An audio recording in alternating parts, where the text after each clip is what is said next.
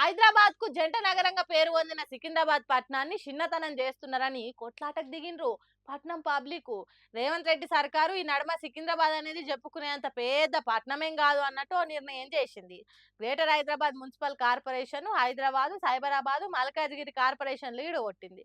220 ఏండ్ల చరిత్ర కలిగిన సికింద్రాబాద్ పేరుతోని కార్పొరేషన్ ఎందుకు పెట్టలేదని కయ్యాన్ దిగిండ్రు నగర పబ్లిక్.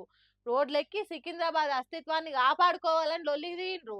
దానికి పెద్దన్న తీరుగా ప్రతిపక్ష పార్టీ బీఆర్ఎస్ గట్టిగానే కొట్లాడుతున్నది. శాంతియుతంగా ర్యాలీ చేస్తుంటే పోలీసులను పెట్టి సర్కార్ అరెస్టులు చేయించింది. లీడర్లు ఇంట్లో నుంచి బయటికి రాకుండా హౌస్ అరెస్టులు చేయించింది. అయినా జనం రోడ్లెక్కిండ్రు. జంట నగరంగా పేరు పొందిన సికింద్రాబాద్ ను అదేదో సీపుగా చిన్న పట్నం అన్నట్టు మల్కాజ్గిరిలో కలుపుడైంది.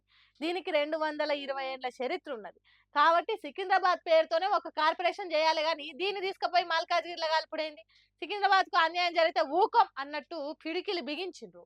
సికింద్రాబాద్ ప్రతిష్టలను కనుమరుగ చేసే నిర్ణయాలు ఏం చేసినా ఊకమన్నట్టు లీడర్లు మాట్లాడిండ్రు.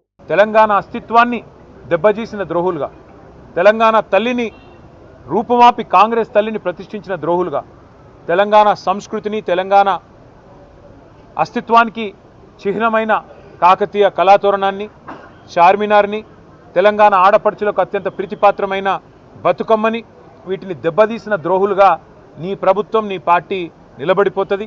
అదే కోవలో అదే వరుసలో సికింద్రాబాద్ అస్తిత్వాన్ని కూడా మీరు ఏదైతే దెబ్బతీసే ప్రయత్నం చేస్తున్నారో ఇది మీకు మంచిది కాదు. ఒకటి మాత్రం పక్కా, ఇవాళ మీరు ఈ ర్యాలీని ఏదో భగ్నం చేసి మా వాళ్ళని కొంతమందిని అరెస్ట్ చేసి మీరేదో సాధించినాము అని చెప్పి మీరు పైశాచికానందం పొందొచ్చు, కానీ ఇది తాత్కాలికం మాత్రమే. హైదరాబాద్ మహానగరంలో కూడా గతంలో 24 సర్కిల్ ఉంటే గ్రేటర్ హైదరాబాద్ మున్సిపల్ కార్పొరేషన్లో 30 సర్కిళ్లకు పెంచుకున్నాం. గతంలో 4 జోన్లు ఉంటే 6 జోన్లు చేసుకున్నాం. ప్రతి జోనల్ కమిషనర్కి ప్రతి డిప్యూటీ కమిషనర్కి శాంక్షన్ లిమిట్స్ పెంచుకున్నాం. అంటే ఇవన్నీ చేసుకున్నాం కానీ హైదరాబాద్ అస్తిత్వాన్ని మాత్రం మేము ముట్టుకోలేదు.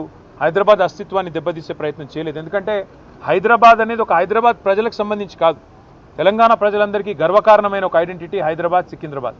జంట నగరాలు అంటే మనం చిన్నప్పటి నుంచి వింటున్న మాట.